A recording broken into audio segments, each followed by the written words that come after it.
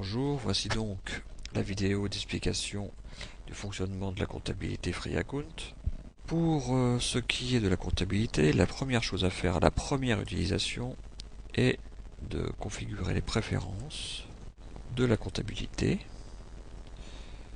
de lancer l'installation des valeurs par défaut, créer les valeurs par défaut, appliquer. La comptabilité s'utilise au cours d'une consultation.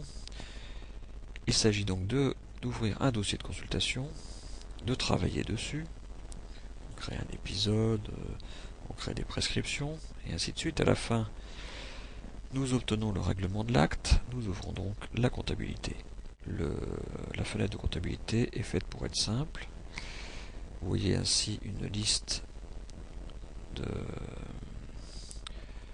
preview possibles, valeurs préférentielles, la valeur que vous utiliserez donc préférentiellement pour votre comptabilité, par exemple un CS, le thésaurus, les valeurs courantes que vous utiliserez, par exemple un CS plus un DEQP003, soit un électrocardiogramme, donc le CS, un CS plus MNO, c'est-à-dire une consultation nourrisson. Vous avez aussi toutes les valeurs de la comptabilité sécurité sociale, la NGAP, les forfaits qu'on peut rajouter, FPE, par exemple MNO. Si on veut d'ailleurs retirer une valeur, il suffit de cliquer dessus, elle sort de la liste des valeurs choisies.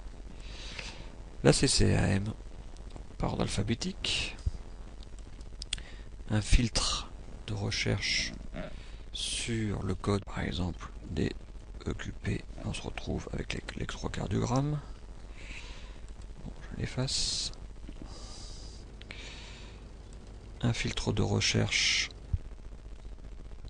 avec résumé, par exemple, je vais rechercher une valeur contenant dans son libellé cardio.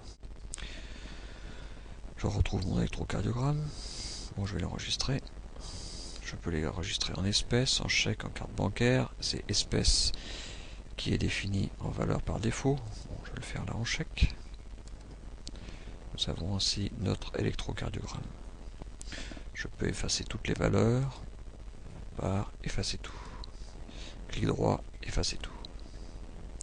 Nous pouvons rajouter des déplacements, par exemple par carte bancaire, en mettant par exemple 7 km.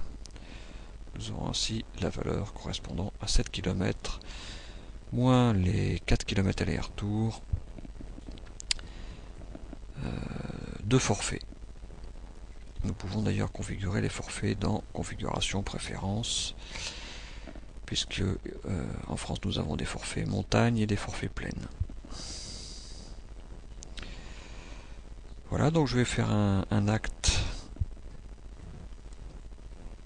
complet. Par exemple ma valeur préférentielle que je vais mettre en chèque.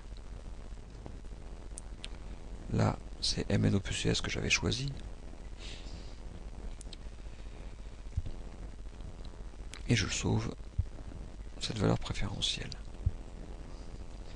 Je veux faire un autre type d'acte.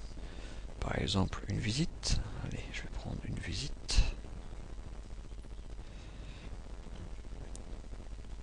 En chèque aussi.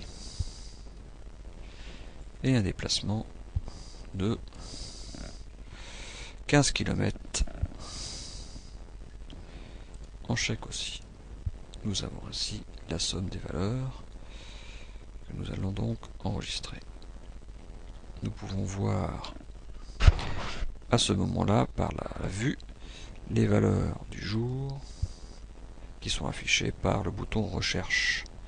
Quand le filtre est vide, ça veut dire rechercher tout du jour même au jour même. Nous pouvons faire varier ces valeurs de début et de fin. Nous pouvons aussi en rechercher par patient en indiquant par exemple le patient dans un filtre. Picard. vais faire une recherche du jour, et bien sûr nous avons donc les mêmes valeurs. Nous pouvons, alors vous voyez que la somme des valeurs d'aujourd'hui qui ont été rentrées,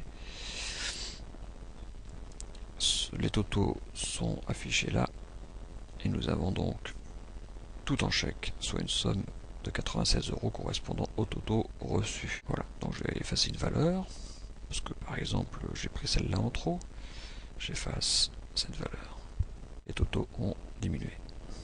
Une autre possibilité, imaginons que je rentre deux valeurs identiques en espèces. Je sauve, je vais aller voir sur la vue, je vais rechercher les valeurs du jour, et je vois que les valeurs identiques sont surlignées en bleu, permettant ainsi d'éviter la prise des doublons en comptabilité. La comptabilité sera ainsi plus sûre. Je vais donc effacer la valeur en trop. Et nous remarquons alors qu'aucune valeur n'est surlignée en bleu, ce qui veut dire que je n'ai pas de doublon.